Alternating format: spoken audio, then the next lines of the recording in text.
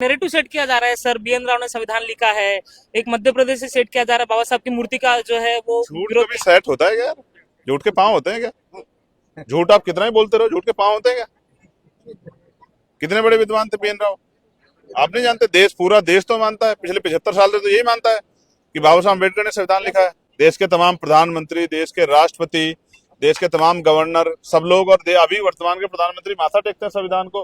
बाबा साहब के बारे में अभी संविधान दिवस में कितनी जो है बड़ी बड़ी चर्चाएं हुई। तो जो नैरेटिव जो सेट कर रहे हैं, अब अम्बेडकरवादी उनको बहुत जल्द सेट कर देंगे। ग्वालियर में सेट कर दिया, बाकी जगह सर, एक सेट कर सवाल है कि सीजे के ऊपर जब जूता फेंका जाता है तो एक नारा लगता है कि सनातन का अपमान नहीं सहेगा हिंदुस्तान, और फिर बताया जाता है कि जो सीजीआई है वो बौद्धिस्ट कम्युनिटी से आते हैं और अपमान करते हैं सनातन का, इसलिए जूता फेंका जाता है। नहीं, मैं तो जानता हूँ, इसमें आप क्या मुझे बता रहे हैं? मुझे तो पता है इस बात का कि वो बौद्धिस्ट कम्युनिटी से आते हैं, इसलिए उन पर जूता फेंका गया है। मैं ये भी जानता हूँ कि बौद्धिस्ट कम्युनिटी बड़े पैमाने पे दलित समाज के लोग भी बौद्धिस्ट हुए हैं। मैं भी इस बात को भी जानता हूँ, उस आइडेंटिटी को भी हटाया नहीं जा सकता है।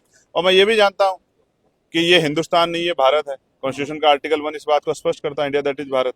मैं सब कुछ जानता हूँ, लेकिन मेरे लोग सोए हुए हैं, इसलिए तो ये चिंतन समारोह बुलाया है। ये चिंतन समागम इसलिए बुलाया है कि सोए हुए लोगों को पता लगे कि क्या हो रहा है। अगर ऐसे ही सोए रहे, चुप रहे, तो बहुत दिन दूर नहीं है कि जो अधिकार मिले वो सब चले जाएंगे। लेकिन कई सारे सीजीआई हुए और ऐसी वाकया जो है सिर्फ दलित नहीं, एक छात्र हुए। ऐसा नहीं। आपको मैं जानकारी के लिए बता दूं, हिदायतुल्लाह साहब एक और जो हैं जज थे, जिनके ऊपर ये जूता फेंका गया, तो वो मुस्लिम थे और ये दलित थे। ठीक दलित है? मुसलमान के साथ ऐसा ही होता है। हाँ, इस देश में जहां भारतीय जनता पार्टी की सरकार होगी, तो वहां दलित मुसलमानों का जूतों से ही स्वागत किया जाएगा।